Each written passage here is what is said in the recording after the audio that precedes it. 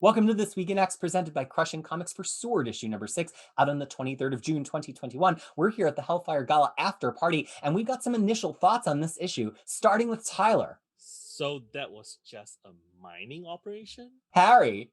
The first red issue that actually should be one. Fariha. So that's why he's on trial. Peter? This has all the actual ramifications of the fireworks, even if they're a bit subtle. All right, folks, here we go with our full discussion of Sword number 6.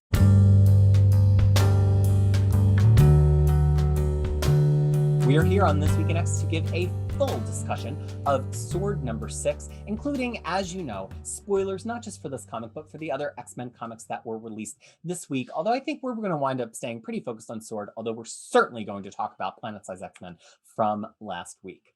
Sword number 6, to begin, we're going to give our full reactions to this issue, and then we're going to get into several of the plot details. So, Tyler, let's begin with you with your full reaction to Sword number 6. I like that the scope of this book feels much larger than all the other X books combined. Though I wonder if that will make some of the other books feel a little bit less relevant, especially if they are not that good. Skitty's art will be sorely missed, but I'm glad that he's going to be on a very high profile book because he deserves it. Harry. There's so many great moments in this, and the art's spectacular. Part of me does worry that this is becoming just like one more vague chapter in Ewing's overall space saga than its own identity as an X book. But disregarding that, it's just a lot of fun to read, and there's huge moments. There is like stuff I didn't expect to happen, and so far this has been like the most surprising part of this whole month of comics. Fariha. With one issue, Al Ewing pretty much ended X-Corps, like Murders, Excalibur, Wolverine, X-Force. We don't need any of those books anymore. Like, seriously, why? Why do we even need that? And also, last week or the week before, I think I was screaming about Marvel writers not understanding that just because you're working on X-Men, you don't have to trash rest of the Marvel universe. My man, Al Ewing, understood that. Like it was dropped in his head. Also, very surprising, I don't necessarily like mutants anymore after this. So that's that. Like, Stuff's happening. Yeah, so that's happening. I'm like, well, thank you, Mr. Ewing. I met him. He's really sweet. And it was great because of that, because of all this. It's very great. And I completely agree with Tyler that the art will be sorely missed. And I'm kind of dreading how the art's going to be. But we also had X-Corps. It cannot be any worse than that. So that's okay. Bring it back. Bring it back to X-Corps. Yeah, exactly. So, I mean, I'm really looking forward to where it goes. And, there's so much to talk about. I gasped out loud 3 separate times reading this book. And I mean, I react as I'm reading comic books, but the first 2 times, I think it was more of just an inhalation. But the third time, and you all know what the third one was, and we're going to get there. I literally was like, ah! I really, if I'd been eating like a mint or something, I would have needed the Heimlich maneuver or CPR because it was a deep inhalation. And, I like comics that make me feel that way. And I think that comics can really shock you and still not be great comics. I think this was a very good comic. I don't know if it was like great, but it really shows that Ewing has a handle on these voices. He's got interesting things to do with the X-Men that don't feel small. And that's really, I feel like what a lot of our complaints come down to is that you give us all these huge concepts in all these X-Men books, but then you're focusing on minutia a lot of the time that doesn't seem like it matches the level. And if anybody brought the level of epic scope, it's Ewing and Sheedy and their collaborators on this issue. I worry a little bit long term that this is not even really a mutant book, but like, is that a problem? Like, it's Sword. It's the mutants' version of intergalactic diplomacy, and that doesn't necessarily make it an X-Men book. So in the same way that I'm kind of like turning against Children of the Atom for not feeling mutiny enough, I'm almost siding more with Sword for not being mutiny enough. I'm like, yeah, because the scope is actually even bigger and wider and more encompassing than just mutant stuff. And nobody, it's not called Children of the Atom, it's called Sword. There's no X, we don't have to rename it to Utes. So I was a big fan of this issue. Well, we're starting with you, Fariha, because this first scene is a thing that you're a particular connoisseur of. which is Captain America goes stargazing, or Mars gazing, we should say. Mhm. And he is joined for this romantic stroll by Dr. Doom. And it creates an incredibly memorable scene that takes up 1/3 Yeah. of this X-Men comic book with this Captain America and Dr. Doom scene. And so, as our foremost appreciator of Captain America, I thought we would throw to you for the first comments here. America's This, best S. yeah, this is Captain America. Whatever nonsense was written in that one issue, which one was it? Planet Size Marauders. X-Men. Well, he No, has no, two. no. Oh, He has Planet two Size- Marauders also. reaction. He has two reaction. One was in Marauders, and then one was in Planet Side. Yeah, so somehow Dugan did it okay in one and completely trashed in the other. But this is Captain America. This is the man out of time who is very appreciative of technology, who is very appreciative of like future, because he felt that he lost a lot of his part, like a lot of his life. And then he came back to a world, and there was like, he actually went back. If you go back to Man Out of Time by Mark Waid, when he went back, he realized that, oh, life wasn't as good. Like nostalgia is not a thing. So he Right. understands That's that. And important. exactly, he understands that. And he's always looking forward to the future. And he is like blown away. And he's also upset that because of the things that humans done, mutants had to do it on their own. It's not necessarily, yes, it's not necessarily that, oh, I'm jealous that I'm not part of it. It's because that we, the human, pushed the mutants aside and they did it and we couldn't do it together. This is Captain America. This is perfect. Also, Captain America read Pax Romana. His disappointment of not going to Mars is the exact same crushing disappointed I had after Pax Romana. And he read it and he's commenting on that because, he was saying that the way he said that, oh, Tony just changed the subject. It broke my heart because I know that feeling. I know what that feeling is. And it was just done so well. And I'm like, can Ewing write Captain America? I mean, who's writing Captain America? Like, can he write it? Like, Yeah, he should I was he should just get the, taken aback by that. And X-writers, take note. You don't have to trash rest of the Marvel characters just to raise up X-Men. You don't have to do that. This is perfect example of that. In the X-Men book. Harry. I mean, to your Oh, point, or I Tyler. sorry. I just want to add a little bit before I forget. It's like, to your point, I feel like Ewing sometimes doesn't get enough recognition for his work. Oh, And yeah. yeah. Definitely So I'm really glad that he's on Sword right now, because it brings the attention on him, hopefully in a good way, and hopefully to elevate him, so that his books doesn't get canceled or get put into like silly crossovers all the time. I mean, that's one thing. So back to Harry. Yeah, I mean, I think he should get the next Avengers book for sure if he just keeps like getting characters' voices right by this. But yeah, I mean, this is definitely like, I mean, I was torn because on one hand, like, I still like to see a little bit more of what Sword's ultimate structure is with its characters, because they've dealt with like now 2 crossovers at this point. But the voices are good, so it doesn't matter. And just the fact that it was Captain America and Doom, like just speaking on the beach, having this long conversation. Like, I don't think I've read that before. Like, I can't think of like that kind of conversation, like without weight. And yeah, and then the ending kind of knocked me out too. But like, the first third was my favorite part. And I'm actually wondering what Fariha was going to think of it when I was reading I loved it. it. So I mean, for me, I read the part about that when Steve said that I just hope we all look for it together. Mm. I didn't quite get what I think the three of you got.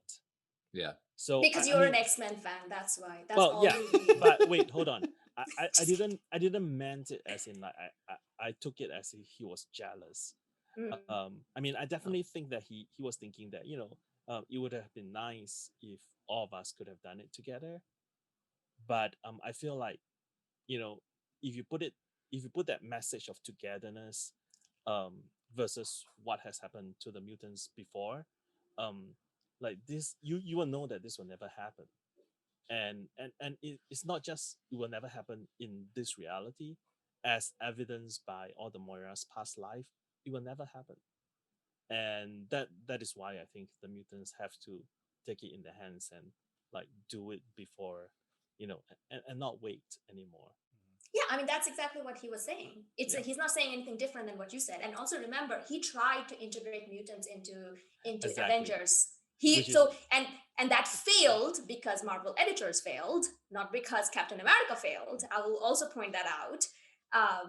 And he's also still sad about it.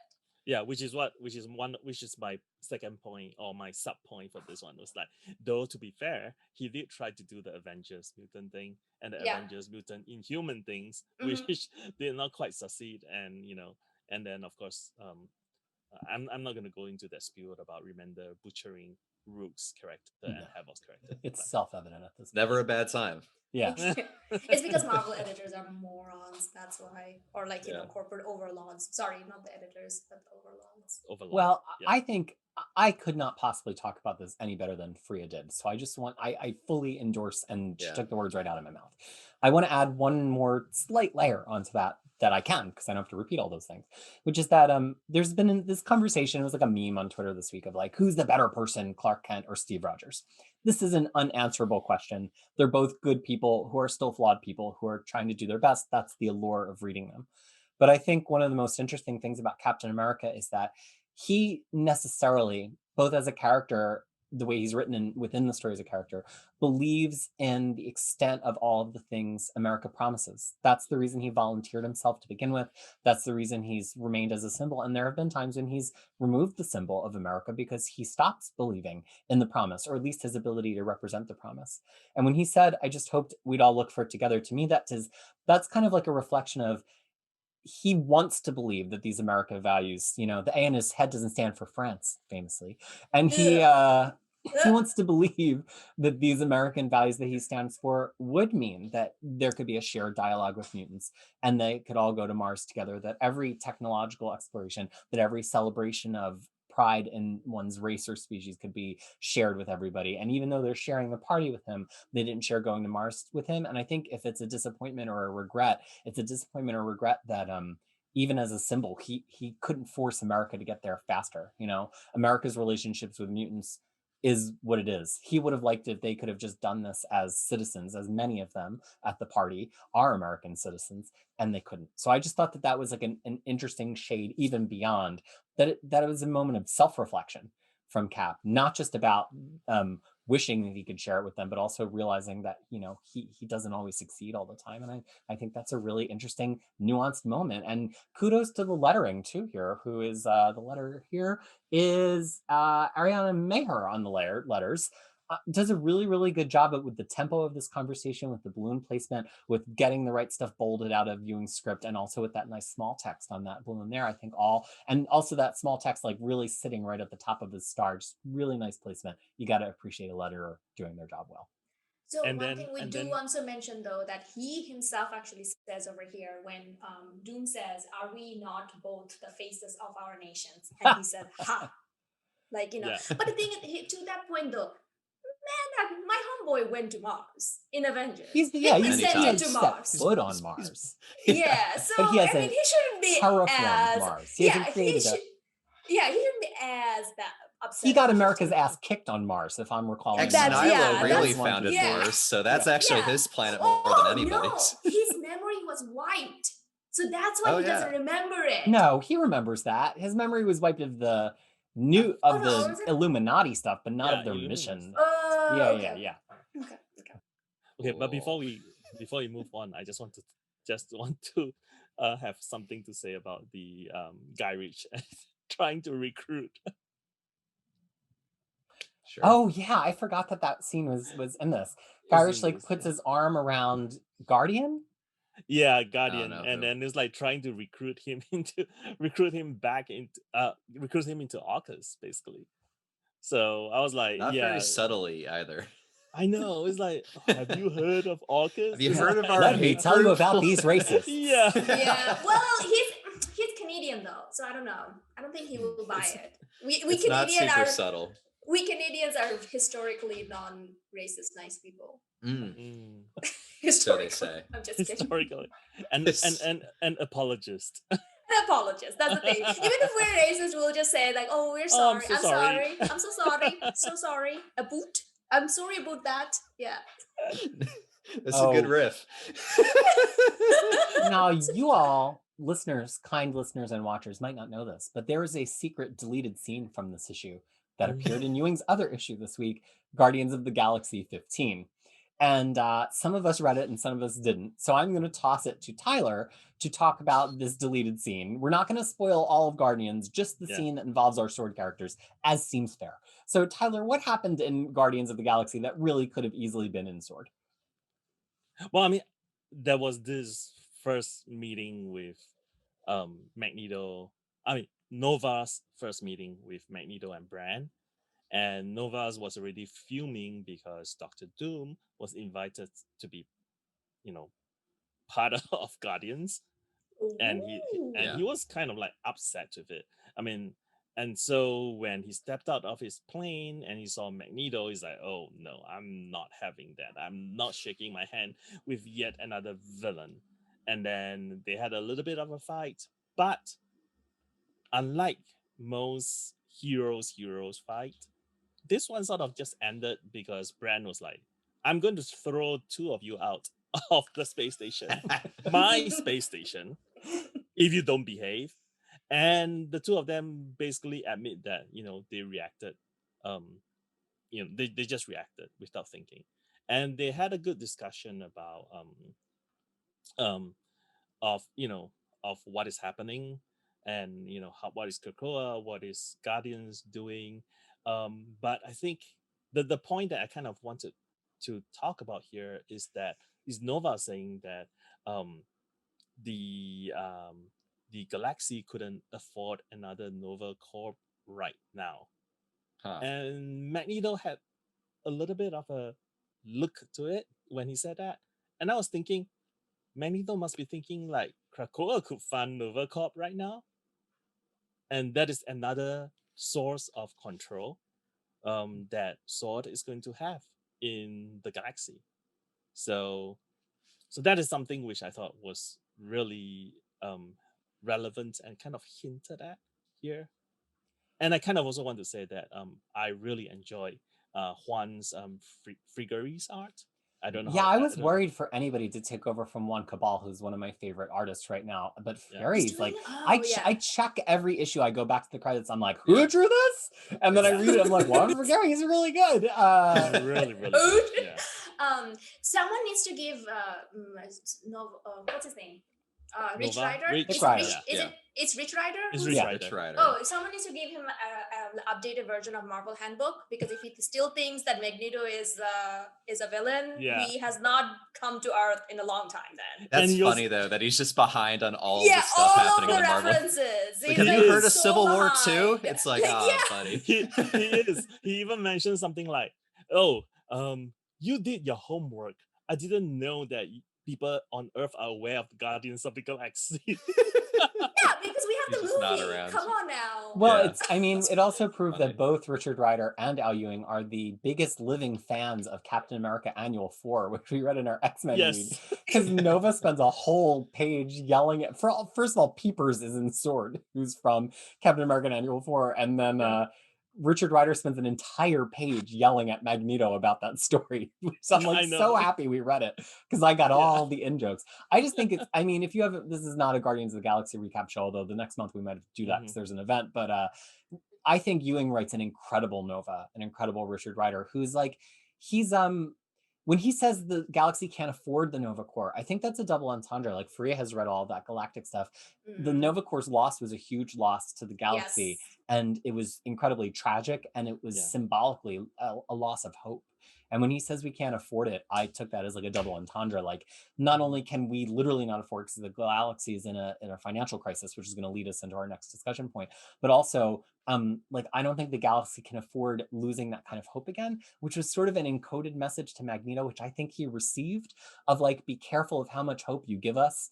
If you're not sure, you can stick around, because loss of hope is just as dangerous as all of And this other It's a loss. good read. Dang.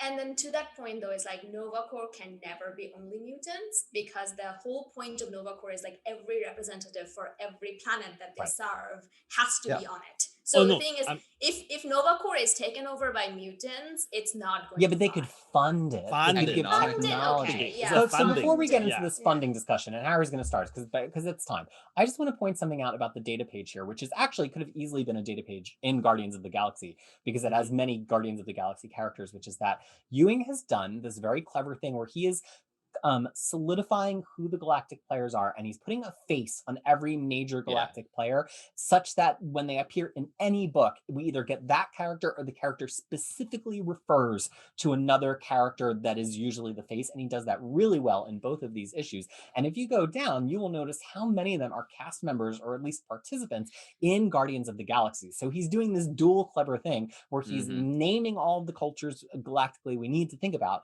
and then he's also making sure that the representatives are turning up in Guardians of the Galaxy in a way that almost makes it akin to a Nova book, in that it's got representatives from every planet. And so that's the scene we roll into here, this council scene where we've got all of the major societies, very intriguingly, including a Wakandan representative because of everything that happened in Coates's Black Panther run, that Wakanda is now an intergalactic empire, even though Mhm. they are based on Earth.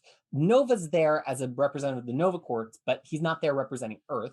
Peter Quill is there representing Spartax. He's half Terran, half Earther, but he's not there representing Earth. But Wakanda is kind of there in an analogous way to the mutants representing Earth, which is when the first of three big bombshells drop in this, which is that Mysterium is going to be the mutants' way of restabilizing, but also gaining control over the galactic currency. Turns out the mystery all along was capitalism. For that, more on that, we will pitch to Harry. I don't know how to follow that up because I think you just said it the best. But yeah, so it's kind of a letdown. I mean, it's like this first issue has all these cosmic, like just like larger than reality things happening. It turns out the prize they got was better metal that they're gonna use to sell to the galaxy. Look, like that is exciting and cool on the big galactic drama crossover that Ewing's doing with all of his books. Like that is interesting, but it is kind of like it does feel like a little bit smaller scale than what the first issue hinted at. That said, it's a cool idea, and it just shows that like this book is moving things along, and it's not afraid to like change this whole galaxy status quo, which got me excited, and it makes me feel like this book is going to have a lot of interesting like mutant commerce in space events In happening, which in space. space, which is just like really exciting. So it's not the strongest part of the issue, but I liked it, and I just hope this gets followed up on.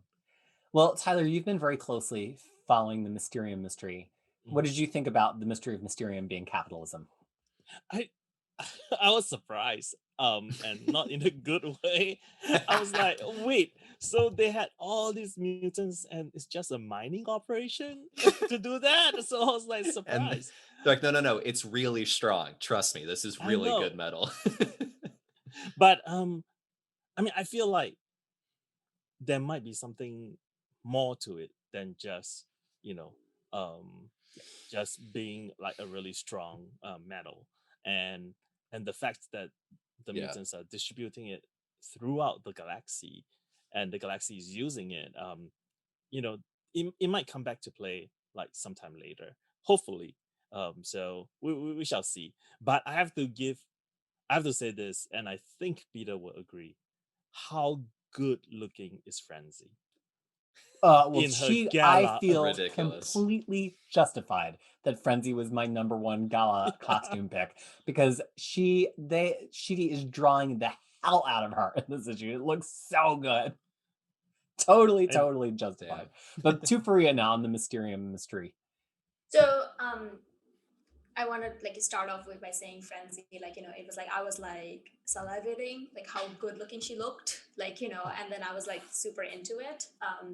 Just the same way how I was into how awesome Magneto looked last week. So a couple of things. Like I think like the Mysterium, to me it made sense because it's kind of like an equivalent of the flower, but for space. Mhm. Like, because you can't, like, these aliens don't care about flowers. You can't Yeah. get them with that. So I thought that it made sense, and I also think that it's not just strong, but it's probably going to have some kind of nanotechnology in it that they can spy on them, or it Yeah. just things are gonna break and they're gonna find it. Mhm. I was just laughing my ass off when the Wakandans like, yeah, not impressed. I know. Like they This is were, the second time. they This is were, the second time. they You were gotta like get something dead, better. I'm sorry. like yeah, they're just deadpan, like not impressed at all. Like they're the one who already conquered like galaxy. Like they have the Yeah. Wakandan, and then they also have like they've been dealing with this with a metal that's their Vibe. thing Yeah. for so long. We've And been they're doing like, this for millennia. We have yeah, been doing this for like. millennia, Well, it's like they're when you like- go and somebody like takes a New Yorker to another city and they're like, oh, you should try the pizza here. The New Yorker's like, sure, I'll try the pizza. Yeah, Mhm. exactly. Yeah. It's exactly like that. They're like, yeah, okay, like, all right, what do you want us to do about that? Like, Yeah. and I kind of really enjoyed it because of the fact that the Wakanda is also kind of in a way a metaphor of like African, like what would Africa be without colonization, and like there's like a few Afrofuturism and all of that, and I think Coates have done such a great job in terms of expanding that. So I feel like it was like a two different metaphors kind of coming close together, and then I was just loved that one of them just told the other, nah, like Nah. but Still no. and then the Brand just straight up looked like a space pirate. Like Yeah. that's her, like with the skull and everything. When with the eye patch, she's like, yeah, I'm gonna be the pirate. It's true to form.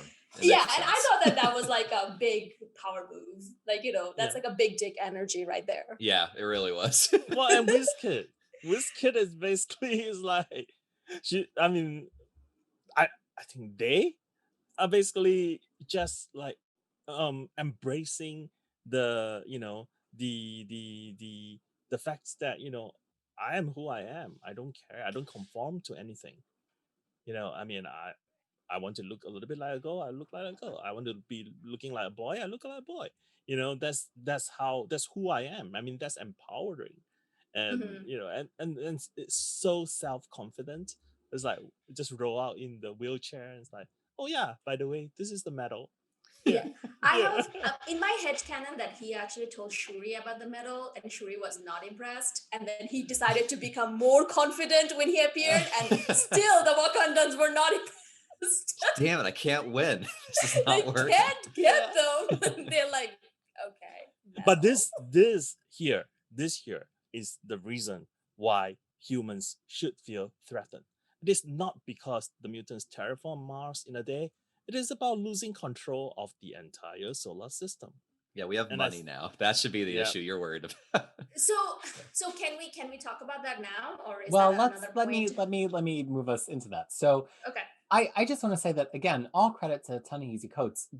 The ability to have a Wakandan representative here and to so quickly establish that icy kind of moment, that means that Wakanda has been incredibly well redefined. You hope for that when mutants show up in another book. Usually it's kind of like people get it a little bit wrong, things don't line up, and sometimes it takes a really strong portrayal in one line to make it easy for an author in another line to have somebody speak in such a shorthand. And to me, that's a victory of editing across Marvel and writing across Marvel. And that's what you want to see, right? You want to see Yeah. that characters are so bold and so indelible that they work no matter where you have them appear. But, this conversation, first of all, I have to talk about the capitalism thing for a second. It kind of, I mean, it was a little bit of a letdown for me, but I do think there's a little bit something more to Mysterium that we've yet to find out. It kind of feels like in a video game or a board game where you're gathering one resource and then all of a sudden it's like, gather this other resource. But it's like, mechanically maybe it's a little bit different in gameplay, but you're just gathering it to build more stuff. It kind of felt like that to me, like, okay, we have flowers, now we have Mysterium. So I'm really hoping that the Mysterium is something other than just providing aid. I know that they're getting it in a different way than they're getting the flowers, but they're still using a mutant machine. They're still using it to disrupt markets. They're still using it to gain control over other people. And I get that that's thematic and we're trying to show as it is below, it is also above here with what they're doing on Earth and in the galaxy. But I have to hope that there's something more to the ramifications of it. I mean, think about it. They've been taking the Mysterium from a lot of places where they shouldn't be, whether that's in our galaxy or in alternate dimensions. Are they depleting a resource across all dimensions in order to gain a material advantage here, what does it mean that it's from all of those other dimensions? What's the ramifications when WizKid molds together a bunch of Mysterium from a bunch of different dimensions to make the whole of a ship? So Ewing is no slouch. He is the least slouch, I think, of all of the Marvel writers when it comes to thinking about the things like this. So even though I have a fundamental disappointment that mutants have become pretty much all about capitalism in the year of our Lord 2021, I do have a hope that Ewing has got a little extra something up his sleeve. But this conversation culminates in a little bit of an argument with Wakanda and also with the late arriving Doom, fashionably late as always, about like who can even speak for the Sol system, because who can even speak for Earth? I mean, should Wakanda speak for Earth? Doom, could equally say I would speak for Earth. But guess what, kids? I'll tell you who's going to speak for Earth and Storm. In an utterly magnificent page, we find out what we all predicted, that Aurora Monroe is the ruler of the Sol system. She enters in grand fashion, making full use of her Hellfire Gala outfit. Fariha, what do you think of it, of Storm being the regent of our solar system? And it must be said, of the Arakans. Right. So the thing is, this is kind of comes back from the X of Sword, where she defeated death and thus became like Arakan's. Right, because the death card in tarot is transfer. Right. It doesn't mean dying, it means transformation. Right. So I think that's when they are like, ooh, she should be the queen. And then finally for her, because we have always called her like, queen or goddess, and it always kind of came because by the way of Wakanda, but now she's queen on her own rights. And it's like how far we have come from like the days when it's like, I can't lockpick this, like to like I am the control the universal front. I control the universe now. But I think it comes to the thesis statement of what Cap said, that I hoped that we could do it together. Because I feel like this is when I kind of went anti-mutant. It's like, okay, who made you boss? Like, you cannot do this.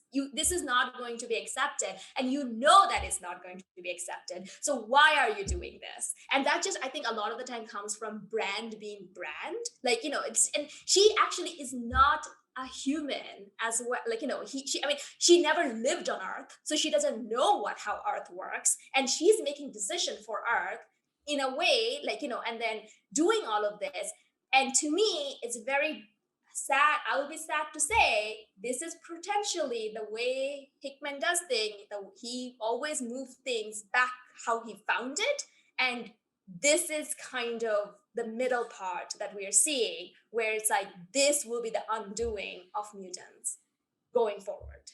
And I was like, oh, like this is literally the moment where it's like Avengers world. We're gonna put the Avenger flag, and that was the middle, and then it all went downhill from that. So I feel like this is kind of one of the moments. So I did not necessarily felt any rah-rah on it, because I'm like, you're kind of doing the same thing as you were trying to run away from, and it's not going to end well for you.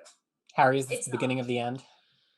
I mean, it depends on how much you want to believe the writers when they say this is a bold, optimistic new era, because there's always the fear that like this is going to end with like the planet exploding. I mean, I took it more straight face just because this feels in line with all of the kind of confident or arrogant you decide moves that they've made in this era. They make an island, and then they kind of get into the world economy, and now they're going to they're going to go on Mars, and it feels like, they just aren't really asking for permission in that way.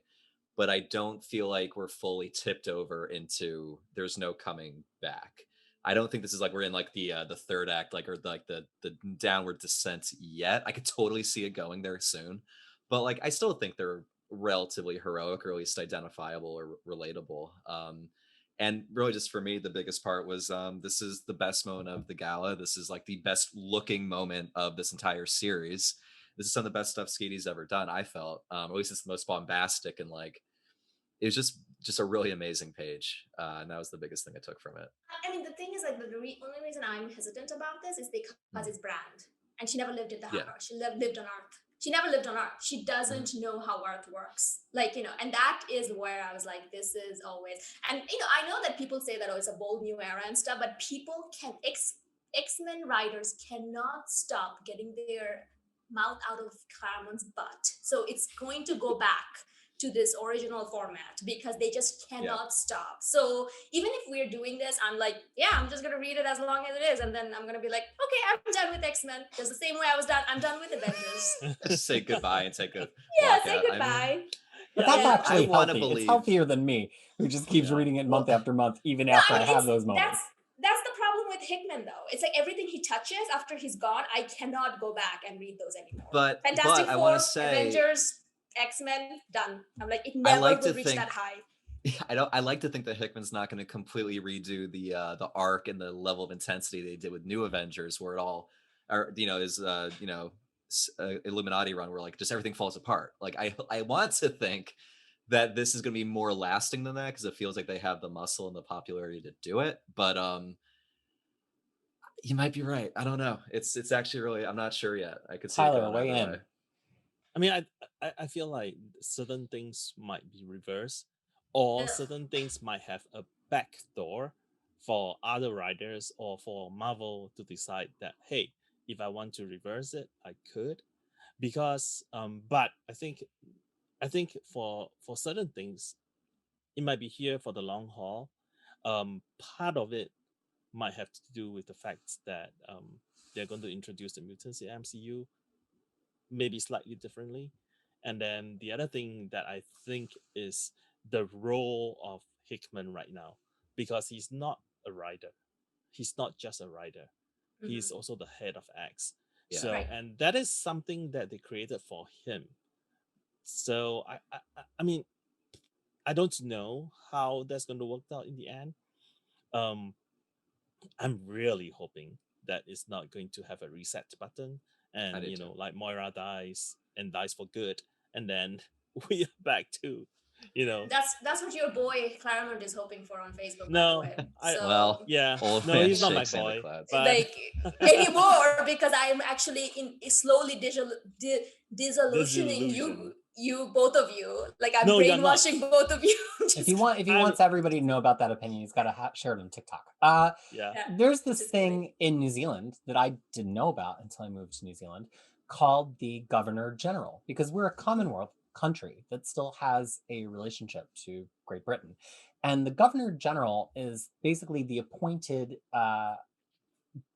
dignitary of the Queen, who's here, and they, because it's sign the laws here. But it's a symbolic position. Technically, our New Zealand government appoints all the, makes all the laws, makes all the decisions. They can't say no to things, but they're here symbolically. And the history of it is interesting because even though the New Zealand government long had the right to basically make recommendations or have a say in it, they didn't for many, many years. And for a long time, it was somebody who was not even born in New Zealand who was appointed, which is crazy to think about. Now, the government actually does make recommendations back to Britain, and usually it's somebody who is a New Zealand citizen who was born in New Zealand, who is this Governor General. And they, but again, they're largely symbolic in nature. And I think living here and seeing the conversations around that maybe gives me a different perspective on the Storm thing than I would have had originally, which is like, just because she's the regent, does that mean she's the ruler? She's the voice for now, but we don't really know what the appointment process is. And also the Iraqians are still recovering from not having Genesis really as their leader. And Storm's a fine choice because she was one of the few that really like definitively defeated one of the children of Genesis. And so it kind of makes a certain amount of sense, even though Death is now still in Otherworld, that Storm would be temporarily acceptable to them as an Omega mutant who's quite fit and who has shown her strength, right? That's what it takes in Iraqi. But it just makes me really interested to see if we're going to go down this path of like the X-Men mutants having a sort of a colonial approach to the Iraqian mutants, and if that's going to eventually kind of fall away like scaffolding, and eventually we might have an Iraqian. But again, to Fariha's same comment about Brand never really having life experience on Earth, so like how can she comment on Earth?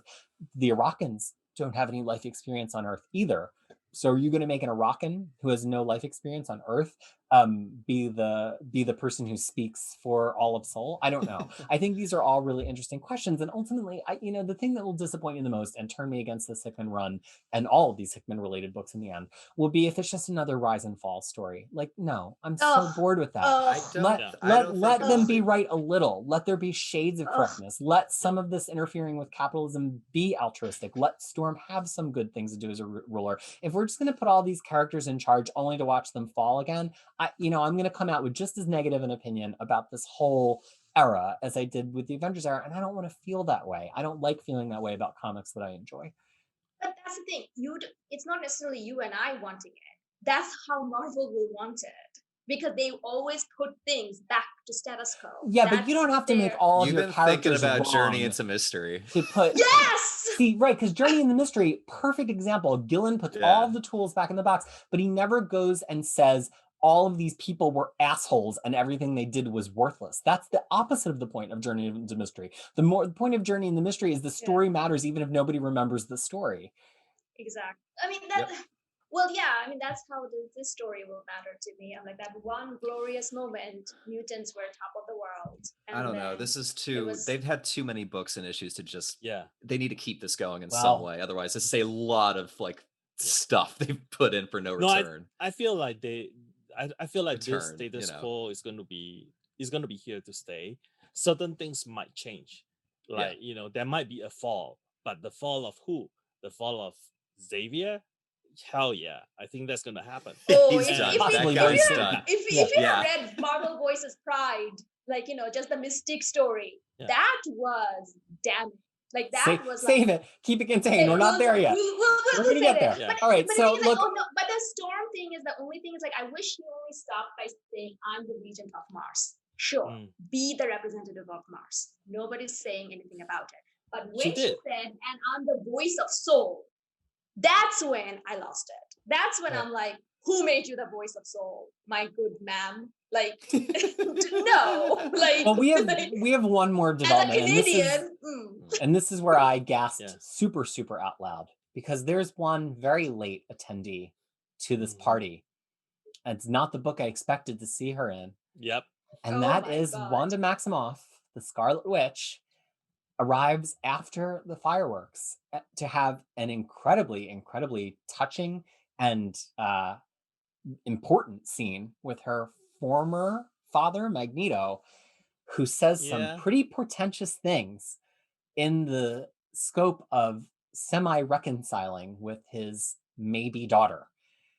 We've gone now hundreds of issues into the status quo, and this whole pretender thing was set up in Hoxpox. So this is one of the biggest payoff moments we've had. She was, of course, teased in Empire because she was involved in everything that happened there, but it kind of just was exacerbating a mutant problem. This is the real first personal moment we've had with her, and it's a major one. I mean, this is what makes this issue for me a must read for any X-Men or Scarlet Witch fan, because this scene is major. So Tyler, thoughts on where this ends? You are my daughter, Wanda. You will always be my daughter, and I will do what I must to make things right. That's the part which I'm like really, really curious. What is he going to do? Is he going to kill Wanda and resurrect her and see if that works? Like,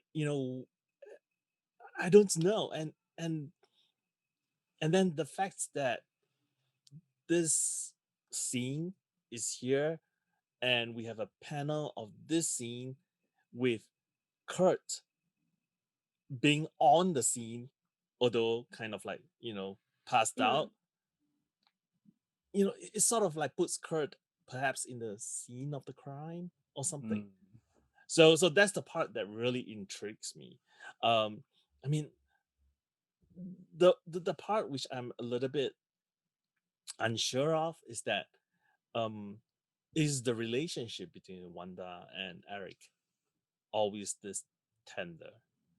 So No. that's the part which kind of like Yeah, which kind of like Well, took me by around House of M surprise. it was, because if you think back to Avengers Mm, Disassembled and like he arrives at the mansion to like carry her away in his that's arms, and true. then him and Xavier in that that deeply weird Chris Claremont, Alan Lopresti Excalibur run, Yeah. are basically tending to her. And then, Mm, he's very tender with her in House of M itself, which is reflective of the fact that she really feels protected by him for the first time maybe ever, and so she mm, incorporates him as the ruler of this whole reality because she actually feels like she's a part of his family. Now we haven't really seen that since then, yeah. but if we're going to go back and re-legislate a bunch of House of M ramifications, yeah, I think it's pretty damn smart to take us back to the Mm. point where Wanda and Eric are tender with each other. Harry, what do you think about all this?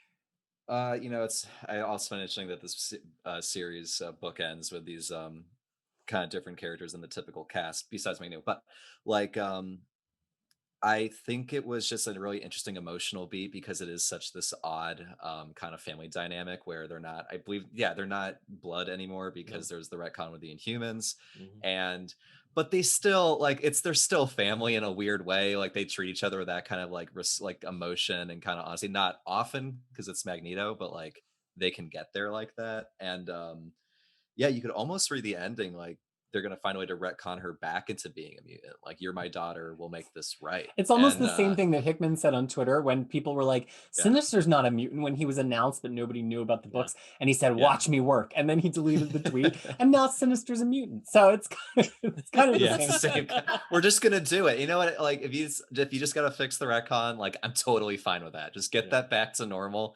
because that's just a silly thing they're hanging on to with the Inhuman stuff. She's So not it's good. inhuman. But that's She's not, not. that's She's false She's not not. news. She human. got Yeah. the high evolutionary is what it Yeah. Yeah, was, but right? her father, I think Yeah, the question is that we don't know who the parentage is. It used to be that yeah. everybody thought that she was the daughter and Quicksilver too of the Wizard.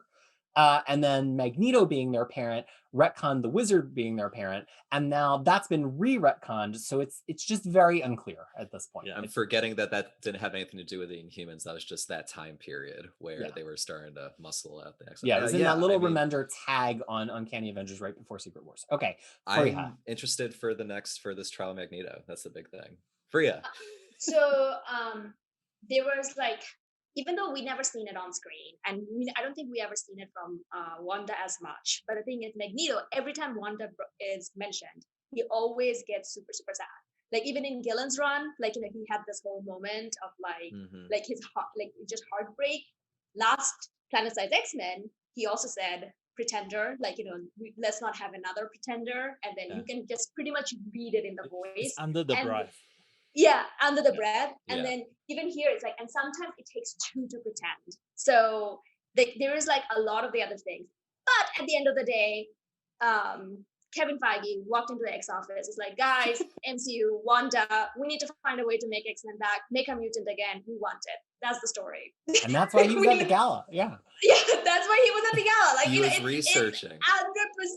100% that point of view. It's nothing more. Like from the story point of view, I mean, it never made sense to not make her like a mutant anymore because it turned her from like someone who is within to cause some damage because of her trauma to a full-blown genocidal maniac. Like so it just there's gonna be a lot of change that's gonna happen. I'm super excited to see where it goes, but I think it's just MCU related.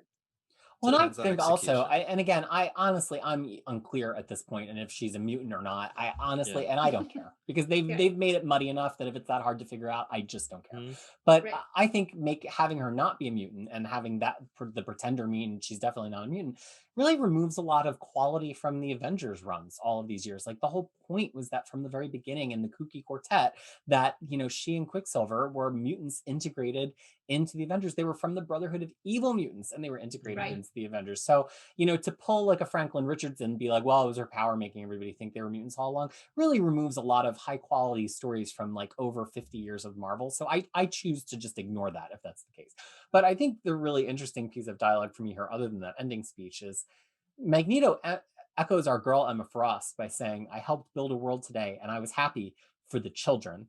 But then I thought of my children and how I failed them, all of them. that has so many layers because he's talking in this scene about Anya, who's or his first child that dies Yeah. when his powers are triggered. He's talking about Quicksilver and Wanda, but he's also in a way talking about all of the mutants that he has fostered, his Brotherhood of Evil Mutants, his acolytes. He's done all of these things for the children, for the mutant race, the children of the atom. That's who he's always fighting for. Magneto's very rarely, only when poorly written, doing all these things out of ego and for himself. He always Selfish, thinks he's doing it, right? He thinks he's altruistically doing it for someone. But could this be kind of the seed of his fall, of his trial, that when Magneto says for the children, he doesn't necessarily mean the same thing that the rest of the council does, or the Emma does, or the rest of Krakoa does. And that's not only because of Wanda. And is that kind of the seeds of a schism to come? And I think that's an interesting question. So that has been And our discussion of Sword number 6. If you're looking for discussions of other X-Men books out this week, boy, were there a lot. And we'll be talking about them on the channel as well as on our podcast. And Fariha, good or bad, happy or sad, why do we get together to talk about these X-Men comics? Because X-Men is better when it's read together. That's right, especially when you're getting together to pretend. So, on behalf of myself, Tyler, Harry, and Fariha, thank you so much for getting together and pretending along with us this episode. We look forward to getting to speak to you again. If you've enjoyed this, we'd love to hear your comments on if you think that the mystery of Mysterium really has been capitalism all along, or if there's another secret layer beneath. And of course, any comments on the Pretender, Wanda Maximoff, always appreciated. So let us know your thoughts. And until we get to speak to you live again, we hope that you are well. Bye. bye.